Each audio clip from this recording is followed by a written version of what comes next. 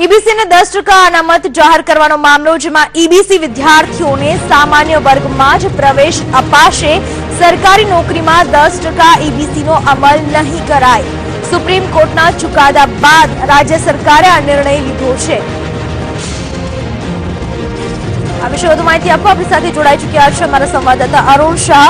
અરુણ, જે રીતે આંદોલન ચલાવવામાં આવ્યું હતું ત્યારબાદ એક સંતોષજનક થોડી ઘણી સંતોષ થઈ શકે તેવો એક જવાબ આપવામાં આવ્યો હતો સરકાર દ્વારા ईबीसी 10% અમલવારીનો, જે હવે ક્યાંક ને ક્યાંક એ પણ ફ્લોપ સાબિત થઈ રહ્યો છે। શું કહેશો?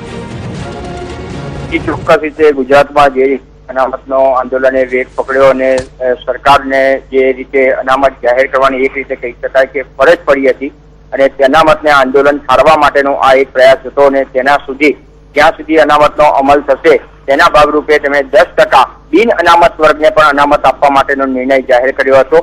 જેના સંદર્ભમાં રાજ્ય સરકારે જે નિર્ણય જાહેર કરતી વખતે બી જો આમાં કોર્ટના અવરોધક આવશે તો કોર્ટ સુધી જવા સુધીની તૈયારી પણ બતાવી હતી અને સમગ્ર મામલો જે રીતે રીટ પિટિશન હાઈકોર્ટ અને ત્યારબાદ સુપ્રીમ કોર્ટના દ્વાર સુધી ખખડાવવામાં આવ્યા હતા ત્યારે સુપ્રીમ કોર્ટે જેમાં ચુકાદામાં સ્પષ્ટ રીતે હાલના તબક્કે જણાવ્યું છે કે આ સુપ્રીમ કોર્ટનો અનામતના સંદર્ભ બિન અનામતે 10% અનામત આપવાના સંદર્ભમાં આખરી ચુકાદો આવે નહીં ત્યાં સુધી આ નિર્ણયનો એટલે કે રાજ્ય સરકારે 10% અનામત જે જાહેર કરી છે તે નિર્ણયનો અમલ થશે નહીં।